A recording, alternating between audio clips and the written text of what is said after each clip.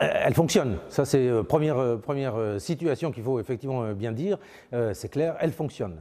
La question qu'on s'est posée cet après-midi entre les élus et les associés de la Chambre de commerce et d'industrie de la Dordogne, c'est de dire qu'est-ce qu'on peut faire de mieux, qu'est-ce qu'on peut faire de plus. Alors il est évident qu'on a analysé un petit peu nos points forts, nos points faibles. Nous avons quelques points faibles, nous avons beaucoup de points forts, et ensuite quelques idées sur lesquelles la Chambre de commerce peut effectivement apporter un plus à l'ensemble de l'économie touristique, que ce soit bien sûr par les entreprises, mais aussi par les territoires. N'oublions pas que si nous avons la légitimité en tant qu'élus des entreprises, nous souhaitons travailler en partenariat avec les élus du territoire qui sont les élus politiques.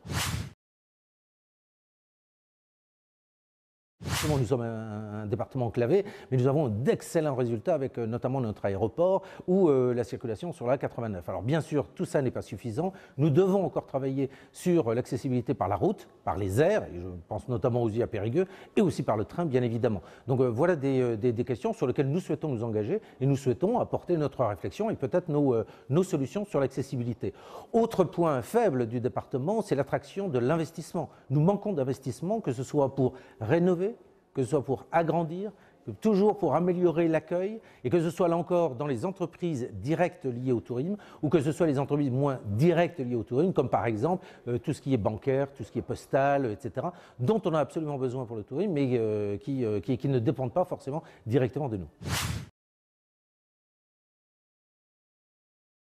Mais le tourisme ne réside pas simplement en un site ou un lieu. C'est-à-dire que le tourisme, c'est un ensemble d'entreprises, d'activités, de loisirs, de commerce, d'hébergement, de restauration, d'agroalimentaire pour notre département, mais aussi de fun, ce qu'on appelle le fun tourisme dans notre vocabulaire du tourisme, c'est-à-dire le petit côté un peu waouh, c'est-à-dire différent, le côté amusement, le côté culturel. Et ça, c'est un vrai projet pour la Chambre de commerce et d'industrie, de réfléchir également à l'aménagement touristique du territoire, c'est-à-dire pas simplement les entreprises individuellement. L'Ascocat, c'est absolument magnifique, mais autour de l'Ascocat, de quoi avons-nous besoin? Nous avons besoin d'hôtels, nous avons besoin de camping, nous avons besoin d'amusement, nous avons aussi besoin d'autres sites culturels qui soient complémentaires les uns par rapport aux autres. Mais ensuite, il y a aussi la formation. Vous savez bien, la Chambre de commerce est un acteur principal de la formation. Ce qu'on disait tout à l'heure entre élus, donc on est très fort dans la formation initiale, qu'elle soit commerciale ou qu'elle soit hôtelière et de restauration. Il y a tous les niveaux, c'est-à-dire du CAP